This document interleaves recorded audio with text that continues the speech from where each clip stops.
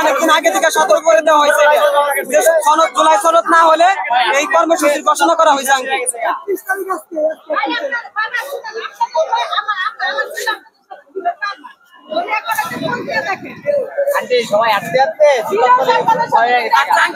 আপনি কি চান যে আপনার ছেলেকে পরবর্তীতে এই জুলাই অভ্যুত্থানের ফাঁসির আসামি হোক?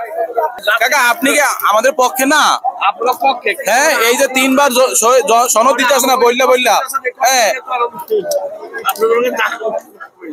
কাকা একটু ঘুরে যান কাকা, আপনি তো রিক্সা যাচ্ছেন। বাচ্চারা আমার স্ত্রী সহ আমরা মুসলিমদের নামছি। হ্যাঁ বুঝছি, আপনি একটু ঘুরে যান কাকা, এখানে তো আপনি এমন কিছু মানুষ যেভাবে ইসলামপুরের মানুষ আমরা যেভাবে নামছে আসতে চাইছি, কিন্তু আমার তো মনে করেন যে আমি গাড়ি নিয়ে যাইতে পারি। আমার ম্যাডাম হচ্ছে ডাক্তার, আমার গাড়ি আটকায় দিচ্ছে। আমি এই যে এখন এখানে রাখছি, বৃষ্টি বৃষ্টি আমার ম্যাডামও হাইটে আসবে। সাধারণ রোগীরা এই যে দুইটা যে হসপিটাল, দুটোটাই তো গরিবের হসপিটাল। এখানে তো আর না, এখানে সবাই তো আর হাইটে কয়জন আসতে পারে। অসুস্থ না হলে তো আর কেউ হাসপাতালে আসে না। তাহলে তারা কিভাবে যায়? হ্যাঁ, যে গোটা কয়েক লোক যদি এদিক দিয়ে আশেপাশে যদি এক লাইন করে যদি গাড়িটা গুলো ছাইড়া দেয় তাহলে হয়।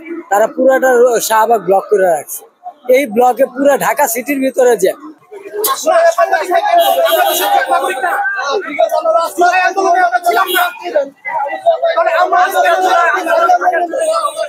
আপনারা যেহেতু এই জায়গায় এইভাবে বন্ধ করে রাখছেন, তাহলে আমাদেরকে বলেন যে জুলাই সনদে আপনারা কি চান? আমরা জুলাই সনদ চাই।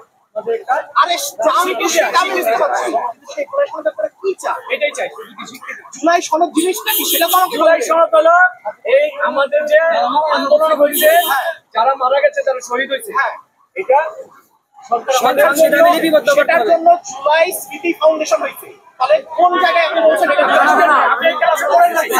আপনি এই ক্লাসে পড়েন নাই। কোন ক্লাসে আপনি পড়ছেন সেটা আমি যে ক্লাসে পড়ছি, আমরা এখানে ডিসি মহোদয় আসছিল, এখানে উপরতম সচিবরাও আসছিল। আমি এদের কাছে বলে দিচ্ছি, আমি আপনার কাছে একজন নাগরিক হিসেবে জিজ্ঞাসা করছি। এদেশে জুলাই আন্দোলন হয়েছে, হ্যাঁ আমিও নাগরিক, নাগরিক হয়ে নাগরিক এদেশে জিজ্ঞাসা করতেছি। আমি এখান থেকে যাচ্ছিলাম, আপনি নাগরিক হয়ে এখানে পথ আটকাইছেন, আপনি জিজ্ঞাসা করতেছেন আপনি জুলাই সনদ চান। আমি আপনাকে সিম্পলি জিজ্ঞাসা করছি জুলাই সনদে আপনি কি চান? আমরা জুলাই ঘোষণা করতে চাই। আর জুলাই সেই জুলাই কি চান? আপনি তো এখানে এসে পথ আটকাইছেন, নিশ্চয়ই জানা উচিত যে কোন শর্তে আপনি পথ আটকাইছেন। আমরা যে জুলাই সনদকে স্থায়ীভাবে সংবিধানের অন্তর্ভুক্ত করতে হবে। সেই জুলাই সনদে কি আছে? কি আছে? আমাদের হচ্ছে কি আইন সেটা আপনি আমাকে বলেন। একজন নাগরিক হিসেবে আপনার তো জানা উচিত জুলাই সনদে কি আছে, যে কারণে আপনি এটাকে সংবিধানের অংশ হিসেবে চান। সেটা কি? আমরা কিছু জানি না। আমরা জুলাই যুদ্ধ হয়েছে, এদেশে একটা স্বাধীন সরকার এটাকে অস্বীকার করছে কখন? এই সরকার দাঁড়িয়ে এই সরকার আমাদের সাথে তিনবার প্রতারণা করছে। কি প্রতারণা? প্রতারণা করছে বলছে জুলাই মাসে লাস্ট, এইটা হলে শেষ প্রতারণা।